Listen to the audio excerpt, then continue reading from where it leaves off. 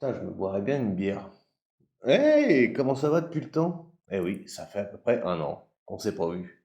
Merci d'avoir attendu. Eh ben ma foi, depuis un an, qu'est-ce qu'on a fait? Bah, pas mal de choses. Et je te propose tout de suite dans cette vidéo d'ailleurs, de faire un check-up de mon portefeuille tout simplement.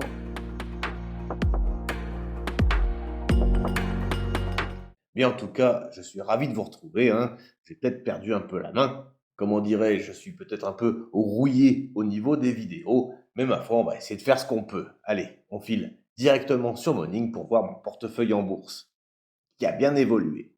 Alors maintenant, et c'est pas dégueulasse, j'arrive à un total de 87 652 euros en tout, épargne de précaution comprise.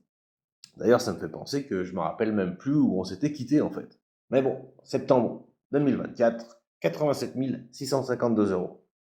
Et voilà, comme tu peux le voir, mon ami, mon portefeuille sur Red Republic.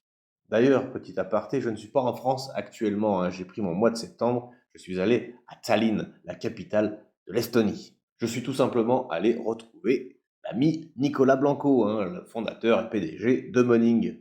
Je vais essayer de te mettre quelques vidéos, photos d'où on travaille. Franchement, c'est juste incroyable.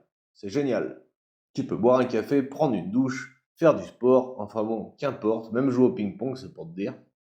Bref, le QG de Morning en Estonie, c'est impressionnant. Allez, trêve de bavardage, on fonce direction l'actualité de mon CTO sur Trade Republic. Hein, Trade Republic, tu te rappelles, c'est le courtier que j'utilise. D'ailleurs, tu peux voir tous mes liens en description en cliquant tout simplement sur le premier lien, et d'ailleurs le seul lien qu'il y a. Hein. Tu seras automatiquement redirigé vers toutes les plateformes que j'ai. Bref, le CTO, maintenant, comme tu peux le voir, comme il s'affiche à l'écran, a une valeur totale de 77 421 euros quand même. Putain, un truc de fou, en plus-value bien évidemment de 10%, mais même un peu plus maintenant. Je crois que je suis plus aux alentours des 15% aujourd'hui. Avec un total de dividendes annuels de 2713 euros. Là, ça commence à faire, mon ami. Tu sais quoi? J'y suis arrivé de me faire mon 13e mois. Le rendement total de mes dividendes est de 3,50% et un rendement sur montant investi de 4,8%. Au niveau sûreté des dividendes, putain, j'ai pas à rougir. Avec un sûreté dividende très sûr à 39% et 42% dans le sûr. Mais mon potentiel de croissance n'est pas dégueulasse non plus, comme tu peux le voir, un fort potentiel de croissance à 46% et un bon potentiel à 51%. Et juste à côté, c'est le calendrier des dividendes. On est en septembre 2024 et en septembre, je devrais toucher des dividendes de la société Realty Income Corporation, BlackRock, Visa et Aqua Essential Utilities. Et là, j'imagine que vous devez trépigner d'impatience. Mais Nicolas, mon petit Nico, qu'est-ce que tu as mis sur son CTO? Allons voir, amigo, allons voir. Ma première ligne depuis quasiment le départ, hein, avril 2021, c'est Realty Income Corporation.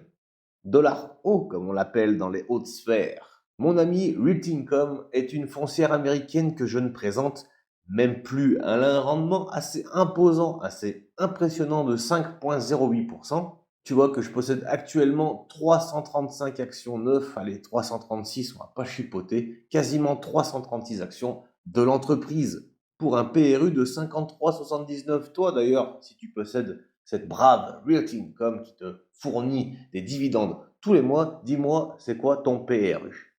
Tu me le dis dans les commentaires tout simplement, amigo. Ensuite, la deuxième ligne de mon portefeuille, bah écoute, ma foi, c'est encore une foncière. Sauf que celle-là, c'est un peu différent puisqu'il s'agit de Vici Properties Inc.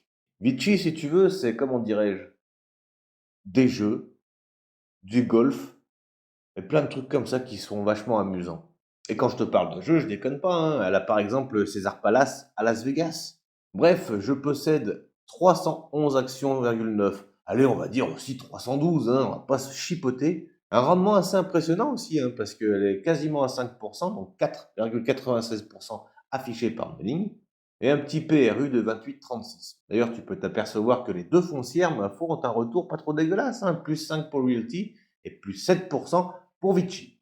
D'ailleurs, j'allais oublier les scores de dividendes et les scores de croissance affichés par Morning. Ils sont pas dégueulasses, hein, 16 et 17 pour Realty Income et 10 et 17 pour Vici.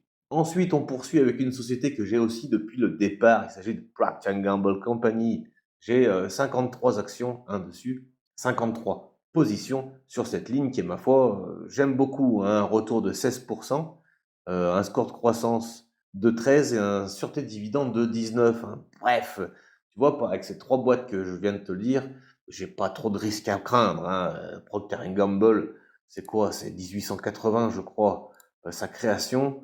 Je regarde vite fait, a été fondée en 1837, mec. Donc, tu peux aller, tu vois que Procter Gamble a suivi pas mal de saloperies, dirons-nous, dans son histoire, juste de guerres mondiales, des krachs boursiers, etc.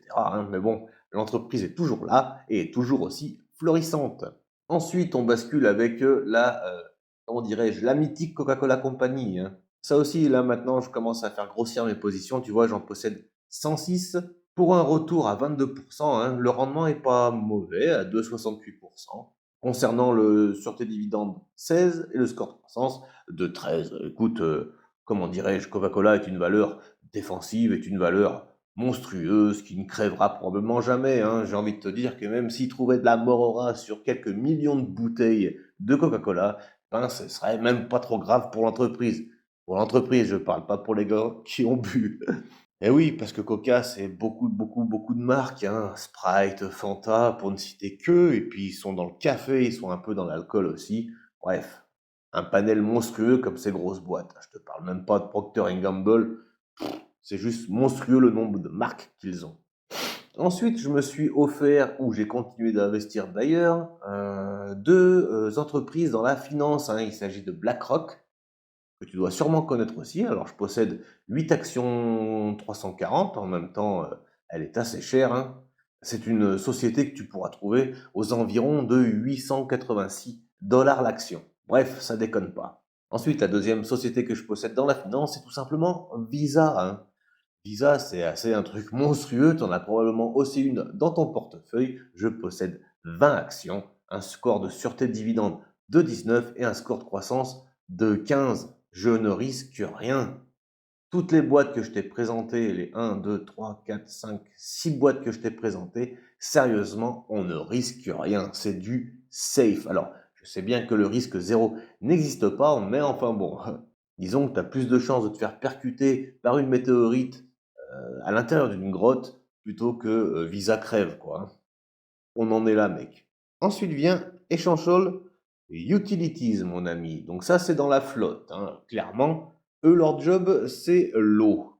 L'eau de pompage, l'eau pour le forage, mais aussi l'eau courante que tu reçois chez toi. Enfin bon, c'est une boîte américaine, donc plutôt l'eau que tu bois aux États-Unis quand tu vas aux chiottes. Moi, ma foi, le score de sûreté de dividende est de 19 et le score de croissance de 14. C'est pareil. Là, je suis en moins-value. Tu vois, d'ailleurs, c'est la seule société que je possède qui est en moins-value actuellement. Bon, ce n'est pas très grave, parce que tout simplement, c'est pas ce que je recherche, la performance. Bon, si la croissance arrive, tant mieux. Mais moi, c'est vraiment l'obtention d'une retraite, tout simplement. Et je possède environ 110 actions, 91. Allez, on va encore arrondir à 111 environ. Les deux dernières que je possède, eh ben, ma foi, c'est tout simplement des ETF. Alors, je me suis pas foulé, tout simplement. J'ai pris un S&P 500 et un Nasdaq. Le S&P 500, par exemple, ça représente les 500 plus grosses entreprises américaines. Donc, comment dirais-je, il y a vraiment quasiment aucune chance que ça dégringole. D'ailleurs, j'ai un retour de plus 18%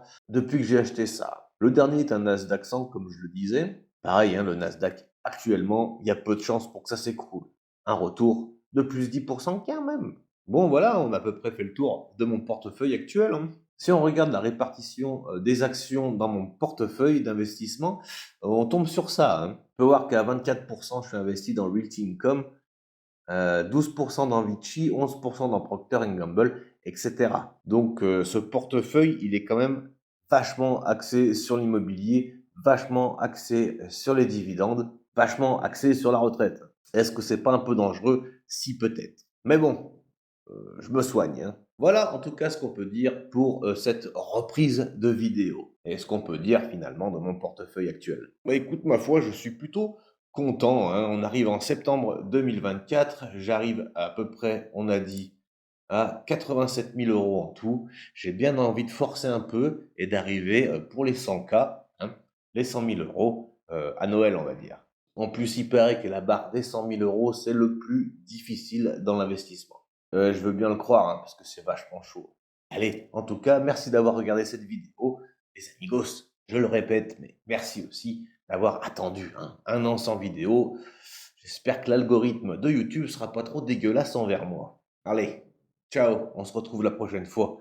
Pas dans 1 an, j'espère. Allez, ciao.